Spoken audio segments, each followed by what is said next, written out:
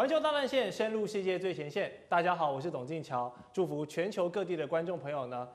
收看我们的节目呢，也祝您平安顺心哦。那我们这一集呢，来宾可以说是加量不加价哦，从多元的视角呢来分析这个国际的时事话题。马上来介绍他们出场。那第一位是清华大学的讲座教授张延廷，建桥好，大家好。第二位是陆军退役少将厉正杰。锦桥好，各位观众大家好，还有时事评论员王尚志，这样好，观众朋友大家好，以及时事评论员邱敏宽，锦桥好，大家好。好，相信有4位的这个背景加持，一定会让今天的话题呢有非常精彩的讨论。那我们一开始第一个焦点呢，还是持续要看到现在这个一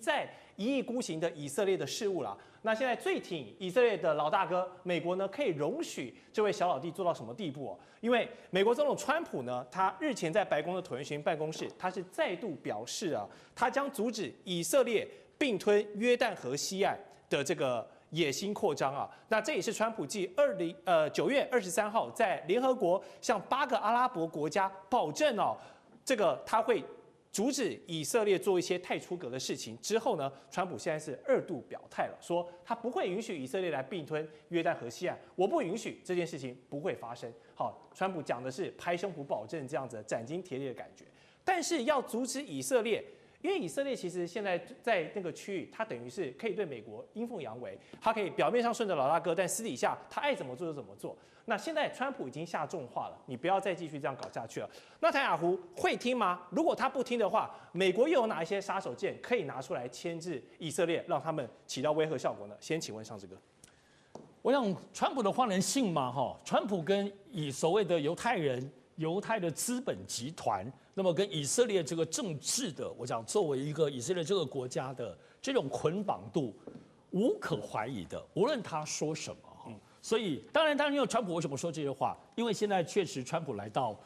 至少在中东地区，乃至在联合国已经出现了空前的信用或信任危机了。要知道，到9月底之前，承认巴勒斯坦作为一个独立建国国家，已经超过151个国家了。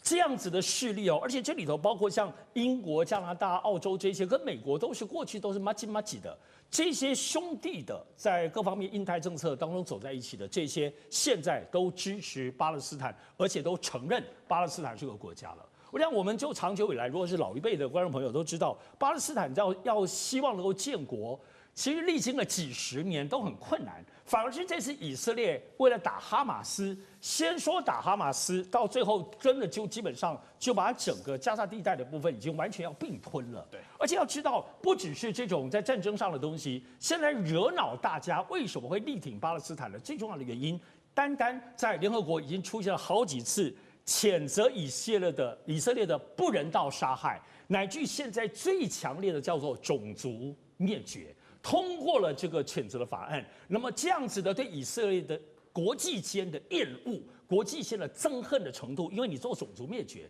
使得大家马上在第一步，为了不让巴勒斯坦亡国，所以干脆就直接让他就承认他就已经建国了。也100多个国家，所以现在川普最重要的部分是他面对国际压力，因为如果你美国在跟以色列捆绑的这么深，你就基本上真正的最大的压力哪里是以色列呢？你是美国，美国自己基本上他的这种 international credit 国际的部分的很多的信任资产也会赔进去。好，你说川普讲这个话，我们来仔细看他的用词，叫做我不会答应这种事不会发生。那到底美国要具体做什么呢？没讲。才会这么做，所以要阻止哪些具体的方针呢？没讲。单就先前我们知道，在整个现在阿拉伯情势的大转变，就是以色列攻击卡达这件事情，让整个阿拉伯大团结，甚至会形成阿拉伯的北约的这样子的更凝聚，乃至于说中国跟俄罗斯的势力是不是更渗入于其中？所以我要讲，川普讲这话。真不真心不知道，但是至少在面对这样子的国际压力，乃至于英国、加拿大、澳洲等等的这些兄弟国家，在中东的情势上跟美国剥离出来的这个部分，其实对美国有很大的压力。所以我认为川普是这样的，无论如何要丢出这个话来，让现在美国承受的压力，然后至少仿佛在里头。不能够跟以色列拆伙，但至少当个公道伯吧。是好，所以这个是看起来川普这方面有战略的。可是这个部分我们刚才讲，他说的话都是空有其中，没有具体说他要怎么做。是。这确实哦，这一次以色列对加萨的打击真的是有点太过头了，以致国际都看不下去。那么以色列政府的扩张行径呢，也确确实实在发生的。我们来看到一个数据，截至2024年底呢，他们已经在约旦河西岸设立了141个屯垦区了。那么纳坦雅胡总理呢，他在推动的这个1万计划呢，就是打算在耶路撒冷以东的第一块土地要圈出一个12平方公里，建造3400个住宅单位哦。那根据以色列这个极右翼的财政部长史莫特里奇，他这个月展示的一张图，显示了他们最新划定的新边界地图哦，可以看到这块这个区域里面啊，以色列只打算让巴勒斯坦自治政府管理约旦河西岸仅仅6座城市而已啊。那先前其实就有传出很多传闻说，美国跟以色列要联手啊，在加萨大搞房地产这件事情，其实之前就已经有传闻了。所以川普对以色列这个禁令，就像刚刚上次哥提到的，我要阻止你，但我没有拿出说什么我要阻止你啊，就我没有拿出真的东西啊，大家也不知道你到底要用什么来阻止。所以美国政府说的话到底是玩真还玩假的？林宽哥，目前我在观察是美国的做法必须要去对全世界有一个交代，但现在最大的一个麻烦是，纳坦雅胡之前他在针对着整个加萨走廊的过程当中，他是师出有名。什么叫师出有名？我哈马斯今天先攻击了以色列，同时虏获了2400名的一个人质，但后面其实刚才上次哥有拖得非常非常清楚了。后面以色列的一个反击的过程当中，这个叫做 overreaction， 已经出现了过激的行为，而这个过激的行为让全世界一开始是回教的国家，后面包括了欧美等等的加拿大的、英国啦、德国等等，通通都站出来了，这个我们就不再赘述。但就现在来说，如果纳坦雅胡这个时候要去吞了整个所谓的约旦河以西，合理性在哪边？对，我们先把那个结构先拿出来。2次世界大战之后，根据联合国的一个公约，约旦河以西这个地区分成2个国家，一个叫做犹太人的国家，一个叫做阿拉伯人的国家。但阿拉伯人的国家中间被切成2块，一块就在约旦河以西，另外一块在加萨走廊。后来这2边同时实施民主政治之后，2边的民主脱钩了，因为在约旦河以西是一个政府，加萨是另外一个政府。但就现在来说，如果川普放任着以色列来到这个地方，对于整个约旦河以西为所欲为，这个很麻烦。为什么呢？川普目前其实拿着这个所谓的国际大旗，过去美国是世界警察，他拿着美国大旗是义不容辞的，但川普的利我主义之后，其实从过去以来这个角色已经慢慢倾斜了。所以我简单的说，目前全世界有100多个国家都已经要赞成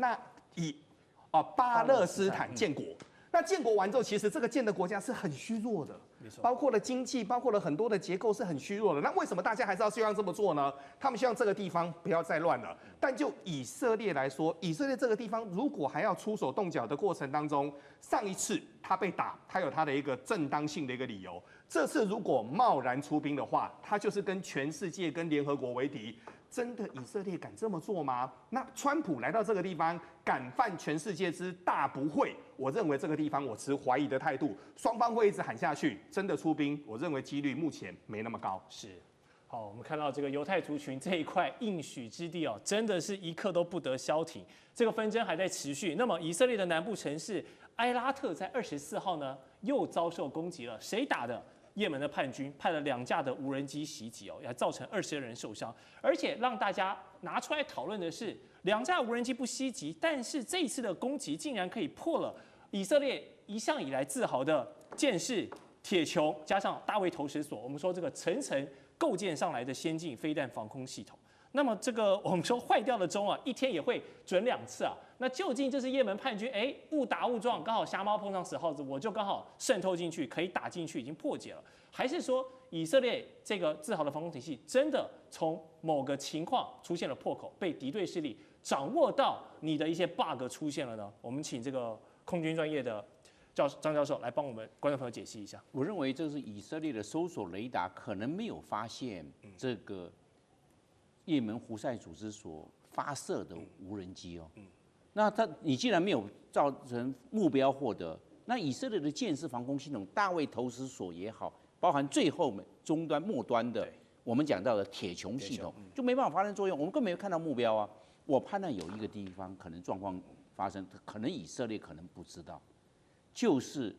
也门的胡塞组织所发射的无人机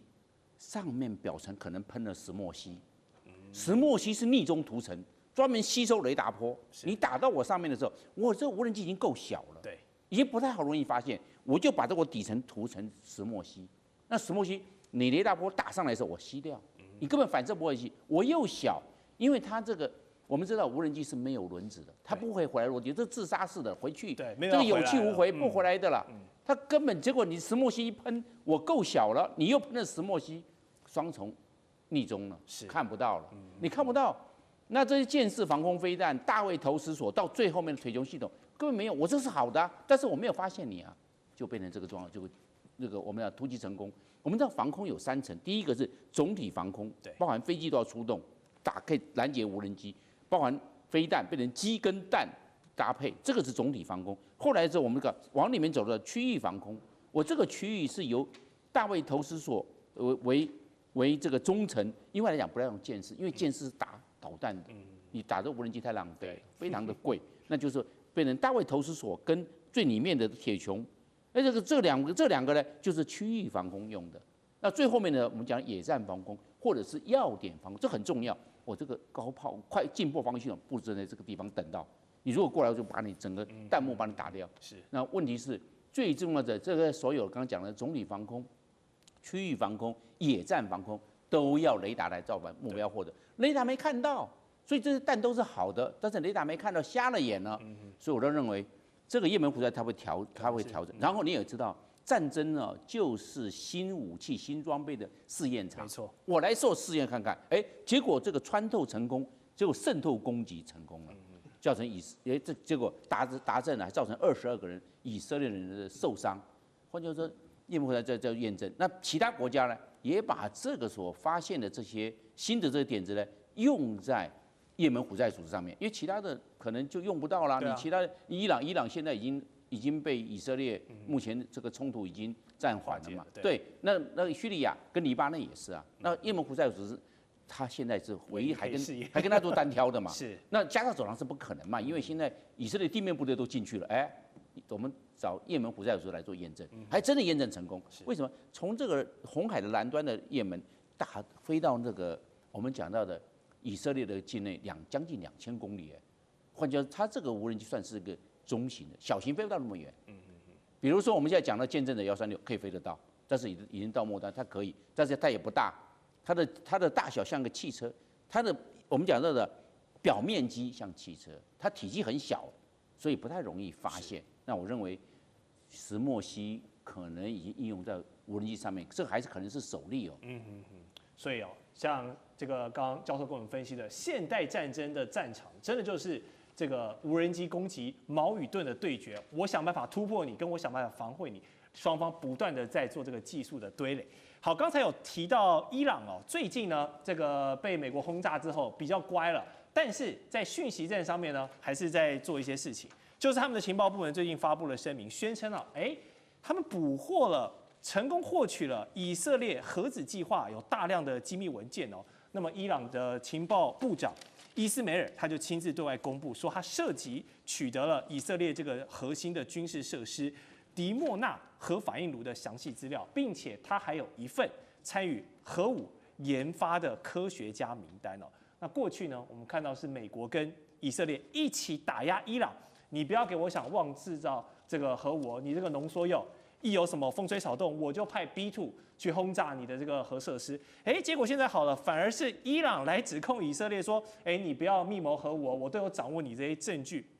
但是伊朗这个说法有多少可信度啊？感觉怎么有一点做贼喊抓贼，还真的有些端倪吗？将军你怎么看？我觉得这个可信度不高了。不高那因为我们从他这个伊朗的情报部长这个伊斯梅尔他讲的话里面，我们去分析，他说他获得这个情报主要有3个来源。第一个，他说我用金钱，这个有人要报仇，我拿金钱去买的可见有人为了钱出卖。那如果说是以色列来讲的话，我相信能够参与他们的核子武器来讲的话，都经过严格的忠贞考核，尤其以犹太人的个性，你不太容易用金钱可以收买得到，而且这都是尖端的科学家嘛。试问一下他如果说一个月，比如说一个人的月薪就已经10万美元的话，他会在乎你拿2万美元去收买它吗？那可能性我觉得就不高，用钱收买。第二个是，他是说因为有人现在很反对纳坦雅胡，那确实是如此哈。纳坦雅胡因为他的贪污等等罪行，现在正在被以色列法院起诉当中。可是我觉得这也不构成理由哈，因为这个大家反对纳坦雅胡，以色列有些民众反对他，不是1天2天的事情。那大概从这个2023年之前哈，那时候发动阿萨克洪水行动之前，就他有很多政敌已经在反对纳坦雅胡。那我觉得说不太可能这些科学家用反对的因素就这个将出卖自己国家最机敏的资料。第三个哈，他是说他用骇客入侵的方式入侵到以色列的电脑里面，这个核子研究所的电脑里面所获取的情报。那我觉得这方面来讲，我们必须要知道，这个以色列来讲，他们的这种科技哈 AI 的科技或者是晶片科技，应该是远超过于伊朗，所以这个也觉得不可能。那在这种状况下，为什么这个伊朗情报部还要发布这种讯息呢？我觉得有几个原因呢。那第一个哈，他现在跟以色列来讲，虽然说是这个以伊的大战12天之后已经渐渐的落幕了，对，但双方来讲私底下的斗争还并没有结束。我们看到这个伊朗还是不停的对不管是黎巴嫩真主党啊，或者是伊拉克、叙利亚周边地区，甚至于对胡塞地区，还是输送武器，就像刚才张教授所讲的一样嘛，哈，这个胡塞的导弹从哪里来？那很可能就是继续伊朗提供给他的哈。所以他那以色列来讲的话，对于这个东西，他一定是势必加以打击拦截。所以双方的这种私底下的战争还是持续不断的。那第二个来讲的话，我认为他是在对国内做一个大内宣了哈。从这个伊朗跟以色列那次的大战结果，我们发现